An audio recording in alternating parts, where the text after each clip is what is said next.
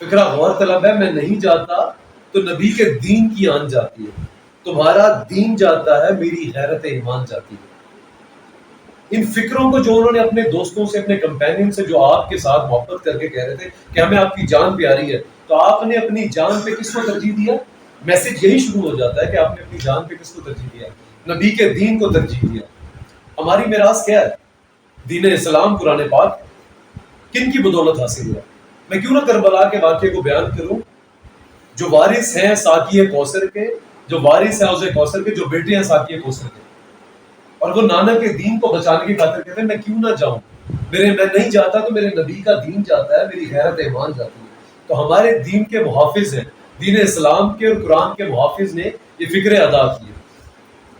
حضرت امام حسین کو کوفیوں کے جب خط موصول ہوتے ہیں تو آپ مسلم بن عقیل کو بھیجتے ہیں کہ آپ واقعے کا جائزہ لے کے۔ مسلم بن عقیل کو بھی شہید کر دیا گیا۔ وہ کس انداز سے شہید کیا گیا کہ مسلم بن عقیل جو ہے، مسلم بن عقیل جب کوفہ پہنچتے ہیں تو آپ بیان کرتے ہیں کہ جب وہ امامت کرا رہے تو ان کے پیچھے 40,000 کا لشکر تھا۔ جب آپ نے سلام پھیرا تو کوئی فرد وہاں پہ موجود نہیں تھا، وہاں پہ یزید نے، ابن زیاد نے ان کو ڈرا دھمکا دیا، اور کوفیوں نے بے دردی سے مسلم بن عقیل کا قتل کر دیا، شہید کر دیا۔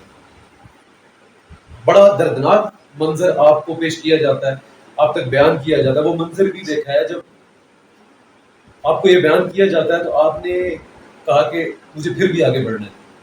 اور جب بضد ہوئے آپ کے ساتھی عبداللہ بن عمر، عبداللہ بن مسعود، عباس، آپ نے ان سے یہ کہا کہ جو تم مجھے کہانیاں سنا رہے ہو کہ آپ جائیں گے، آپ کے بابا کو بھی شہید کر دیا، یہ تو میں جانتا ہوں بچپن سے آپ علی مقام کی شہادت کی خبریں خاندان نبوت میں مشہور تھی۔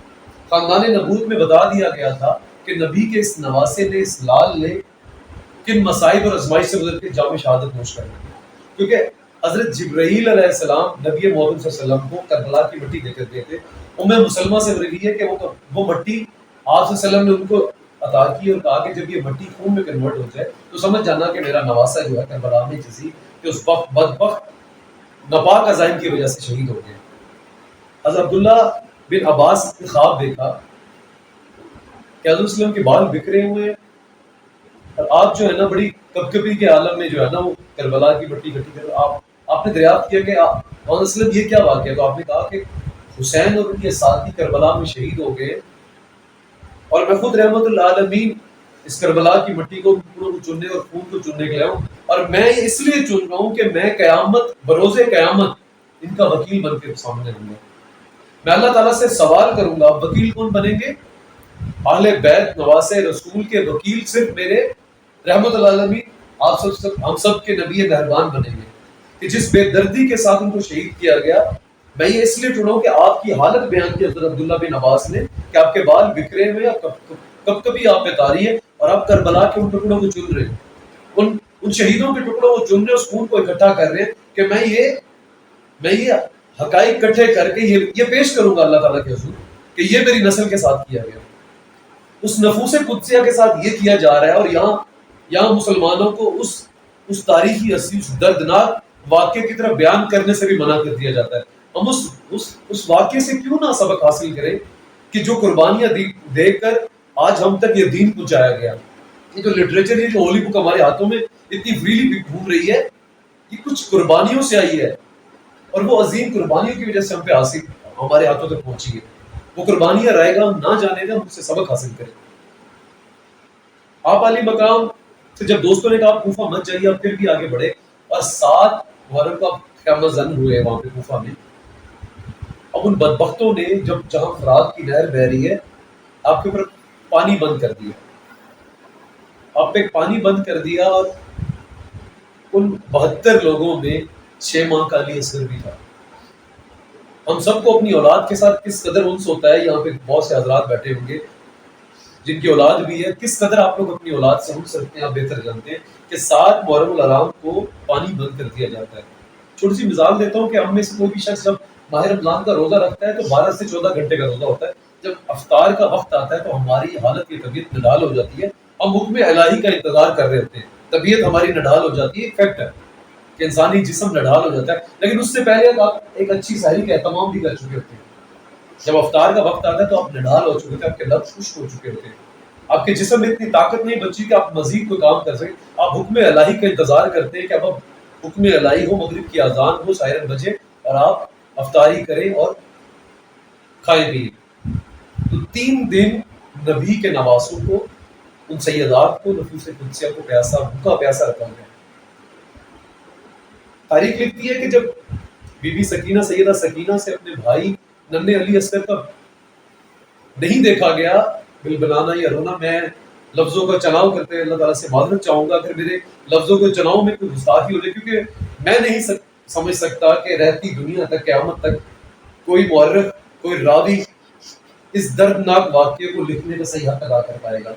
تو میری زبان اور میرا یہ کم علم اگر لفظوں کے چناؤ میں کوئی گستاخی کر جائے تو میں اللہ تعالیٰ سے پہلے ہی معذرت چاہتا ہوں کہ جب بی بی سیدہ سکینہ سے اپنے بھائی کو نہ دیکھا گیا تو وہ آپ علی مقام کے پاس لے کے کہ بابا میرا ننھا بھائی پیاسا ہے، مجھے اس کی پیاس نہیں دیکھی جاتی.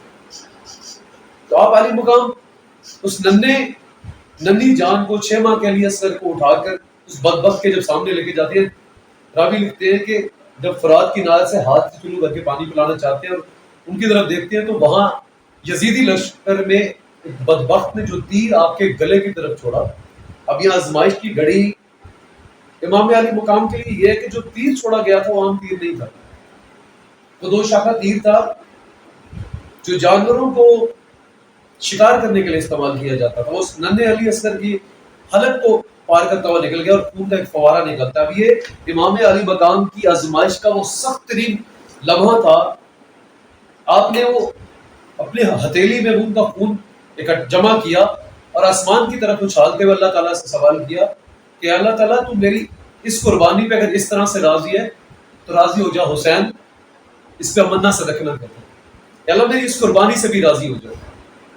آپ علی مقام نے اس ننھے علی اصغر کے شہید ہونے کے بعد جب ان کی گردن لٹک کے ڈھل جاتی ہے دوسری طرف، اس کو اٹھا کے خیموں کی طرف لاتے ہیں. کہ منظر اس قدر دردناک ہے کیونکہ آپ کی 3 بیویاں تھیں جن میں ام بانو اور 2 اور ہیں جن کا نام بھی لکھا ہوا ہے، میں آپ سے بیان کر دیتا ہوں. اب ہم خیمے کی طرف بڑھتے ہیں، اس ننھے علی اصغر کو لے کے ان کا سامنا کرنا ہے آپ نے. ام سلمہ، ام بانو، شہر بانو اور لیلا، یہ 3 آپ کی بیویاں ہیں. آپ نے اس ننھے علی اصغر کو شہید ہونے کے بعد جس انداز میں شہید کیا گیا ان کے حوالے کرنا تھا. آپ علی مقام نے، حسین ابن علی نے، وہ منظر تاریخ لکھتی ہے کہ جب آپ خیمے کی طرف بڑھے وہاں پہ آپ کی بہن زینب بھی ہے اور بی بی سکینہ بھی ہے جس نے پانی کی پیاس بجھانے کے لیے امام علی مقام کو تھمایا تھا کہ میرے بھیا کو پانی پلا کے لائیے. آپ جب واپس آتے ہیں آپ کے ہاتھ میں وہ شہید، وہ ننھا پھول آپ کے ہاتھوں میں، آپ نے ان کو تھماتے ہوئے کہا کہ یہ حوض کوثر سے شراب ہو گئے. اب محسوس کیجئے کہ اس صبر کو، اس عزیمت کو، اس جذبے کو جو اس لمحے ان کے اوپر آیا ہوگا. میں آپ سے بیان کر چکا ہوں کہ آپ کا بچہ اگر بیمار ہو جائے اور ڈاکٹر صرف جواب دے جائے کہ اس کا یہاں پہ علاج نہیں ہوتا تو ماں باپ کی خواہش ہوتی ہے کہ اپنی ساری جمع پونجی اس پہ لگا دیں یا کوئی وہ دنیا کا ڈاکٹر ڈھونڈ کے لائیں جو اس کو ٹھیک کر دے. اب آپ اس ننھے علی اصغر کو اس ہاتھوں سے اٹھا کر خیمے میں لاتے ہیں اور تاریخ نے وہ منظر بھی دیکھا ہے کہ جب آپ اپنے بھتیجوں کی لاشوں کو لاتے ہیں، حضرت قاسم کی لاش، اور تاریخ لکھتی ہے کہ جب حضرت علی اکبر جو 18 سال کے نوجوان آپ سے اجازت طلب کر کے میدان جنگ میں جب جاتے ہیں تو لکھتے ہیں کہ حضرت امام حسین کی عمر 56 برس 5 مہینے اور 5 دن تھی. جب آپ علی مقام حضرت علی اکبر جو 18 سال کے نوجوان کا لاشا یا کہ شہید ہونے کے بعد ان کو اپنے کاندھے پہ اٹھا کے لاتے ہیں، تاریخ لکھتی ہے کہ 56 سال 5 مہینے اور 5 دن کے اس شہیدان محبت کے امام کے بال جو تھے بالکل کالے تھے، ایک بال بھی سفید نہیں تھا. جب وہ لاشا آپ اٹھا کر آتے ہیں، جب علی اکبر گھوڑے کی زین سے زمین پہ فرش پہ آتے ہیں تو آواز دیتے ہیں بابا جان. تو جس انداز سے انہوں نے پکارا ہوگا اور آپ بڑھ کر اپنے بیٹے کی جانب جاتے ہیں اور جب واپس آتے ہیں تو تاریخ لکھتی ہے آپ کے سارے بال سفید ہو چکے. اس نوجوان کی شہادت کو بھی تاریخ نے دیکھا کہ کن عظیم قربانیوں کے ساتھ یزیدی بخت نے ان کے ساتھ یہ آزمائشیں اور یہ تکلیف ان کو اتار دی. آپ کے منہ سے پھر بھی ہائے نہیں نکلا. ہر قربانی پہ آپ اپنا رخ آسمان کی جانب اٹھا کر اللہ تعالیٰ سے سوال کرتے تھے اے میرے مالک تو حسین کی اس قربانی پہ بھی راضی ہو جائے. اب جس اس چیز کو فیل کریں کہ ہم امام علی مقام نے کس حوصلے کے ساتھ یہ قربانیاں برداشت کی. اب 71 شہیدوں کا زخم کلیجے پر لے کے جب آپ سب شہید ہو جاتے ہیں تو امام علی مقام. اب اس سے پہلے میں تھوڑا سا بیان کرتا چلوں کہ یزید نے 9 محرم الحرام کو ہی کہہ دیا تھا, جنگ کا اعلان کر دیا, تو آپ نے پیغام بھجوایا کہ ہمیں 1 دن کی مہلت دیجیے. اب 1 دن کی مہلت مانگنے کا مقصد یہ تھا کہ آپ اپنے صفوں میں کچھ اور کمپینینز کو بلانا چاہتے ہیں, کچھ اور دوستوں کو بلانا چاہتے ہیں, یا آپ جنگ سے دور رہنا چاہتے ہیں, یا آپ جو حکم الہی ہے اس سے انکار کرنا چاہتے ہیں. ہرگز نہیں, معاذ اللہ ہرگز نہیں. ام البنین حضرت عباس, غازی عباس کی والدہ کو کہا جاتا تھا, کیونکہ بیٹوں کی ماں کہا جاتا تھا. حضرت علی کی جب زوجہ کا انتقال ہوتا ہے تو کہتے ہیں کہ انہوں نے آپ سے فرمایا کہ آپ نے میری زندگی میں تو شادی نہیں کی, لیکن آپ میرے وصال کے بعد شادی ضرور کیجیے گا. میں جانتی ہوں آپ نے نہیں کی, شادی کے بعد کیجیے گا. اور وہ شادی آپ نے کسی بہادر خاندان میں کرنی. آپ نے دریافت کیا کیوں؟ وہ اس لیے کہ میں چاہتی ہوں کہ امام حسین, کیونکہ میں پیچھے بیان کر چکے کہ آپ کی شہادت کے قصے آپ کی پیدائش کے وقت سے ہی خاندان نبوت میں عام تھے. تو ان کی والدہ کا نام, امام علی مقام کی والدہ کا نام حضرت فاطمہ تھا, سیدہ فاطمہ. انہوں نے کہا کہ آپ نے کسی بہادر خاندان میں کرنی. میں چاہتی ہوں کہ جب امام علی مقام کربلا میں جب شہید کیے جائیں گے تو میرے اس وارث کے, میرے اس لال کے ساتھ بہادر ماں کے بیٹے کھڑے. تو ام البنین حضرت غازی عباس کی والدہ کو کہا جاتا ہے, ان کا نام بھی فاطمہ تھا. اور آپ نے ساری زندگی کس محبت اور عقیدت سے امام علی مقام کو کبھی بھائی نہیں کہا. آپ نے اپنے آپ کو غلام کہا. کبھی آپ کے اصرار کرنے پہ بھی آپ کہتے تھے, حضرت امام حسین کہتے تھے کہ آپ مجھے بھائی کیوں نہیں بولتے. آپ نے فرمایا کہ میں اولاد علی ضرور ہوں, لیکن میری ماں ایک کنیز تھی اور آپ کی ماں اہل بیت سے فاطمہ. تو ام البنین کا خطاب دیا گیا تھا حضرت غازی عباس کی والدہ کو. انہوں نے بیٹے ہی پیدا کیے اور وہ سب قربان ہوئے امام علی مقام کے, وہ اس نانا کے دین کی پاسداری کے اور حق کے لیے. تو جب 9 محرم الحرام کو یزید نے کہا نا کہ جنگ کا اعلان, آپ نے مہلت مانگی, تو غازی عباس بڑھ کر آئے اور اپنے بھائی سے سوال کیا کہ آقا آپ تو آئے اس مقصد کے لیے تھے, آپ تو جانتے ہیں آپ جام شہادت نوش کرنے ہیں, تو پھر یہ کیا ماجرا ہے کہ آپ جو ہے نا ان سے یہ مانگ رہے ہیں؟ آپ کے دل میں تڑپ تھی کہ میں قربان ہو جاؤں, جس مقصد کے لیے میری ماں نے مجھے اس دنیا میں جانا ہے. تو مائیں بچوں کو پیدا کرتی ہیں, دودھ پلاتی ہیں, بڑے ہوں گے کہ بچے ماؤں کا بڑھاپے میں سارا ہوں گے, لیکن سلام ہے اس ماں پہ, ام البنین پہ, جس نے بچے جوان کیے کہ جو نبی کی نسل پہ قربان ہو جائیں. اب وہ تڑپ ان کے اندر ہے, وہ کہہ رہے ہیں کہ آپ کیوں مہلت مانگ رہے ہیں. ان کے اندر تڑپ ہے کہ میں جلد از جلد جاؤں, حکم الہی ہے اور میں قربان ہو جاؤں امام علی مقام پہ, میں نبی کے دین پہ جان دے دوں. آپ علی مقام فرماتے ہیں کہ میں چاہتا ہوں کہ میری یہ ایک رات جو شہادت سے پہلے یہ عبادت الہی میں گزرے.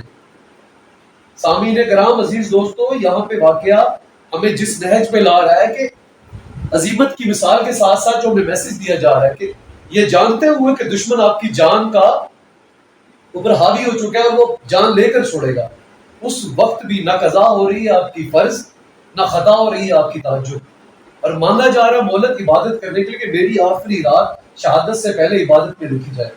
تو کس قدر بدبختی ہے کہ ہم امام علی مقام کی اس شہادت کے بعد, اس قربانی کے بعد بھی اس دین کے ساتھ متحد نہ ہو جائیں, اس کے ساتھ جڑ نہ جائیں, ہم اللہ تعالیٰ کے توحید و رسالت کے پیغام کو رہتی دنیا تک نہ پھیلائیں. یہ بدبختی ہماری ہی ہے. کہا جاتا ہے کہ ایمان انصار کو اکٹھا کیا گیا اور آپ نے میسج دیا اپنے دوستوں کو کہ میرے دوستوں, یہ لوگ میری جان کے دشمن ہیں, یہ مجھ سے بیعت لینا چاہتے ہیں, یہ مجھ سے بیعت لینا چاہتے ہیں, اور اگر آپ لوگ چاہو تو آپ جا سکتے ہو. آپ نے لائٹس بجھا دی, اندھیرا کر دیا گیا, لیکن کافی دیر اندھیرا رہنے کے بعد کوئی وہاں سے نہ گیا. سنا جاتا ہے مسلم بن اوسط کھڑے ہوئے اور کہا اگر ہمارے بدن کے یہ یزید, یہ ناپاک لوگ 70 ٹکڑے کر کے ہوا میں اچھال دیں, ہم آپ کو نہیں چھوڑیں گے. اور وہیں اسی صف میں بوڑھے تھے حبیب بن ظاہر, جو بل بلا کر رونے لگے کہ علی مقام آپ کو چھوڑ کر جائیں تو جائیں کہاں. اب یہاں پہ بیان یہ ہو رہا ہے کہ وہ جس بیعت کی آپ علی مقام سے گزارش کر رہے تھے یا ڈیمانڈ کر رہے تھے، اگر آپ ان کے ہاتھ پہ بیعت دے دیتے تو آپ کا کیا خیال ہے کہ نبی کے ان وارثوں کو جنت نہ ملتی، جن کی ایگزامپلز نبی صلی اللہ علیہ وسلم کو ان کی پیدائش کے وقت بتا دیے گئے کہ جنت کے سردار ہیں؟ میں چھوٹا سا وقت یہاں پہ کوٹ کرنا چاہوں گا، وقت کے دامن میں گنجائش تو نہیں ہے، مغرب کا وقت ہے، معذرت چاہتا ہوں، چھوٹا سا واقعہ بیان ضرور کرنا چاہوں گا کہ حضرت حذیفہ نے اپنی والدہ سے اجازت طلب کی کہ میں نبی وسلم کے پیچھے نماز پڑھنا چاہتا ہوں اور میں اپنی اور آپ کی مغفرت کی دعا کے لیے جاؤں گا. آپ نے مغرب کی نماز ان کے پیچھے ادا کی اور مغرب کی نماز ادا کرنے کے بعد ویٹ کیا کہ مجھے موقع ملے میں آپ سے گزارش کروں، لیکن آپ عبادات میں پھر مشغول ہو گئے یہاں تک کہ عشاء کا وقت آ گیا. اب آپ گھبرا گئے کہ میں اپنی ماں سے ایک نماز کی اجازت لے کے آیا ہوں، یہاں تو عشاء کی نماز کا وقت آ گیا. اب عشاء کی نماز پڑھنے کے بعد اچانک فرض نماز کے بعد آپ مسجد نبی سے باہر جا رہے ہیں تو حضرت حذیفہ بھی ان کے پیچھے پیچھے چل دوڑے. اب قدموں کی ٹھاک یا چاپ اتنی زور سے تھی کہ آپ نے سن لی، تو آپ نے چلتے پیچھے مڑے بغیر دیکھا کون ہے میرے پیچھے؟ حذیفہ تو نہیں، جو دلوں کے راز جانتے ہیں، جو بنا مڑے سب جانتے ہیں کہ آپ کا پیچھا کون کر رہا ہے. حذیفہ تو نہیں؟ حذیفہ کیا ماجرا ہے، کیا پریشانی ہے؟ جاؤ اللہ تمہیں اور تمہاری والدہ کو بخش دے. اب جنبش لفظ سے پہلے جو دل میں تھا مسئلہ، جو مسئلہ دل میں تھا، جو خواہش تھی، جو دلوں کے راز جانتے ہیں، امام علی مقام کے نانا دلوں کے راز جانتے ہیں. پھر آپ حذیفہ سے کہتے ہیں حضرت حذیفہ کہ میرے پاس ابھی بھی ایک فرشتہ آیا جو آج سے پہلے میرے پاس کبھی نہیں آیا، اور اس فرشتے نے مجھے آ کر خوشخبری سنائی. سب سے پہلے تو اس نے سلام کیا مجھے، اور سلام کرنے کے بعد مجھے خوشخبری سنائی ہے کہ آپ کی بیٹی فاطمہ جنتی عورتوں کی سردار ہے، اور آپ کے بیٹے حسن اور حسین جنتی نوجوانوں کے سردار ہیں، جن کی جنت کی بشارت آپ صلی اللہ علیہ وسلم کو وحی کی صورت میں بھیجی جا رہی ہے. اگر وہ یزید کے ہاتھ پہ بیعت لے لیتے تو آپ کا کیا خیال ہے؟ ان کو جنت نہ ملتی. لیکن نبی کے دین کی جو آن جاتی ہے اور میری غیرت ایمان جاتی ہے، اس کے لیے آپ کھڑے رہے. پھر امام علی مقام جب نکلتے ہیں، تاریخ لکھتی ہے 71 شہادتوں کے بعد حضرت بی بی زینب، سیدہ بی بی زینب اس واقعہ میں سب سے زیادہ عزم والی، صبر والی، استقامت والی عورت تھی، جو اپنے بیٹوں کی قربانی پہ نہیں، جو خاندان نبوت کے جو 17 لوگ شہید ہوئے ان کی قربانی پہ، جنہوں نے اپنے ضبط کو نہیں چھوڑا. کہتے ہیں کہ جب امام علی مقام جب اس کے سردار، خیموں کے سردار نکلتے ہیں گھوڑے پہ، گھوڑے کی زین کو سوار ہونے لگتے ہیں تو خیموں سے سسکیوں کی آوازیں آتی ہیں، اور اب حضرت سیدہ زینب کے سے بھی برداشت نہیں ہوتا، تو وہ بھی آسمان کی طرف دیکھ کے کہتی ہے کہ اللہ تعالیٰ تو اس طرح راضی تو ہم بھی راضی ہیں. اب ان کی آواز میں بھی درد بھرا ہے. آپ جب جاتے ہیں تو آپ حجت تمام کرتے ہیں یزیدی لشکر سے، آپ حجت تمام کرتے ہیں کہ میں نے تمہارا کچھ نہیں بگاڑا، میں نے ناحق خون نہیں کیا، تم کیوں میری جان کے دشمن بنے ہو، تم کیوں اپنی عاقبت خراب کرنا چاہتے ہیں؟ تو انہوں نے آپ کی نہیں سنی. حر جو ہے آپ کو گھیر کے لے کے جاتے ہیں یزیدی قافلے میں. بعد میں کہتے ہیں کہ حر کے دل میں اللہ تعالیٰ نے ایک غیرت ڈالی ہے، وہ آپ صلی اللہ علیہ وسلم کے نواسے کے شہیدان محبت کے امام کے ساتھ آ جاتا ہے. تو آپ نے حر کو کہا آپ دنیا میں بھی حر ہو اور آپ آخرت میں بھی حر ہو. آپ نے جب امام علی مقام نے جب اپنا گھوڑا دھرا کر یزیدی لشکر کی طرف گئے حجت تمام کرنے کے بعد کہ اب یہ میری نہیں سننے والے، تو یزیدی لشکر نے جب آپ کو آتے ہوئے دیکھا تو ابن زیاد لکھتے ہیں کہ 71 زخم کلیجے کے پہ کھانے کے بعد جب یہ شاہ سوار آتا ہے وہ کچھ اس طرح سے لکھتے ہیں، یہ کون ذی وقار ہے، بلا کا شاہ سوار ہے، لباس ہے پھٹا ہوا، غبار سے اٹا ہوا، تمام جسم نازنی، چھدا ہوا کٹا ہوا، یہ نبی کا نور عین ہے، یہ بال یقین حسین ہے. آپ یزیدی لشکر پہ کچھ اس طرح سے ٹوٹتے ہیں کہ آپ ان کو قتل کرتے جاتے ہیں، ان ناپاک عزائم کو قتل کرتے جاتے ہیں. اب انہوں نے دیکھا کہ یہ جو حیدری شیر ہمیں قتل کرتا جا رہا ہے، اس پہ جھنڈ کی طرح حملہ کرے، تو آپ کو شہید کر دیا جاتا ہے تیروں سے، نیزوں سے. جب آپ کا پیراہن اتارا گیا، آپ کے پیراہن میں 122 سوراخ تھے. آپ کا جب پیراہن اتارا گیا، آپ کے پیراہن میں 122 سوراخ تھے، جس میں 33 زخم تلواروں کے اور 34 گھاؤ جو تھے نیزوں کے تھے. اس دردناک شہادت کے ساتھ انہوں نے اتنا ظلم ڈھایا. اب آپ کی شہادت کے بعد جب آپ کا سر کاٹ کر اس بدبخت نے اونچا کیا نیزے کے اوپر، تو یزیدی لشکر سے نکارے بجنے لگے، شور و غل آنے لگا.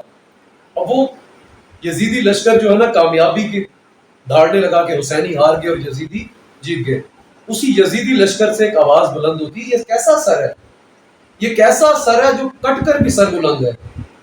تم کہہ رہے ہو کہ حسین ہار گئے، کیسا سر ہے جو کٹ کر بھی سر بلند ہے. اب شاعر لکھتا ہے کہ وہ جو سر تھا جس کو نیزے پہ پرویا گیا تھا، جس کی گردن آسمان کی جانب تھی، جس کی نگاہیں زمین کی جانب تھی، تو شاعر لکھتا ہے بانگ کے سر ہے نیزے پہ، بانگ کے سر ہے نیزے پہ، سوئے زمین ہے نظر، کہ سر تو نیزے پہ ہے، زمین نظر میں، کہ سجدہ ثانی کی آرزو مچل رہی ہے حسین علی مقام کا جو سر اتارا گیا تھا وہ سجدے کی حالت میں اتارا گیا. وہ پہلا سجدہ تھا. نماز کے 2 سجدے ہوتے ہیں، پہلے سجدے میں سر قلم کر کے اتار لیا گیا. تو شاعر لکھتا ہے کہ حسین کی نگاہیں بتا رہی ہے کہ ان کو کربلا کے ریگزاروں میں بھی دوسرے سجدے کی تڑپ مچل رہی ہے. تو اس انداز سے امام علی مقام شہادت نوش فرماتے ہیں. میرے عزیز دوستو، آپ کے کریکٹر کو، آپ کے کردار کو آپ کے سامنے یہاں پہ ہائی لائٹ کرنا، کربلا کے منظر کو آپ کے سامنے پیش کرنا، اور نبی کے انس کو خاندان نبوت اور اہل بیت کے ساتھ وہ آپ کو احادیث کے ذریعے مفہوم جو بتایا گیا ہے. اور اب جو کربلا کی قربانی ہمیں سبق دے رہی ہے وہ کیا ہے؟ ہمیں اس سبق کو ضرور فوکس کرنا چاہیے کہ آپ علی مقام کی زندگی ظلم، جبر اور استحصالی نظام کے خلاف کھڑے ہونے والوں کے لیے ایک عملی نمونہ ہے کہ جو ظلم کرے، جو استحصال کرے، اس کے خلاف کھڑے ہوئے. سورۃ حجرات میں بھی اللہ تعالیٰ فرماتے ہیں کہ جب مسلمانوں میں سے اگر 2 گروہ لڑ پڑے تو آپ ظلم کرنے والے کے خلاف مسلمانوں کے دوسرے گروہ کا حق بنتا ہے کہ اس کے خلاف کھڑے ہو جائیں، اور یہاں تک لڑیں جب تک کہ وہ انصاف پہ، حق پہ نہ آ جائے. اگر وہ نہیں ہے تو آپ لڑیں. تو یہ وہ مثال ہے کہ ظلم اور جبر استحصالی نظام کے خلاف امام علی مقام کھڑے ہوئے. حق و باطل کے درمیان جو فرق ہے اگر واضح ہو، اب حسین کے لہو سے واضح ہو گیا. وہ جو لکیر حسین نے حق و باطل کے درمیان کھینچی، وہ اپنے لہو سے کھینچی ہے، وہ شہادت نوش کر کے کھینچی ہے. صبر اور عزیمت اور شجاعت کی مثال ہے یہ کربلا. تو اللہ تعالیٰ سے دعا ہے کہ وہ جو عظیم قربانی ہمارے لیے دیے گئے اور دین اسلام کو اور نبی کے اس دین کو اور قرآن کو ہم تک پہنچائے کہ اللہ تعالیٰ ہمیں اس سے جوڑ دے، اور اللہ تعالیٰ ہمیں اس عظیم قربانی سے سبق حاصل کرنے کی توفیق عطا فرمائے. وما علینا الا البلاغ.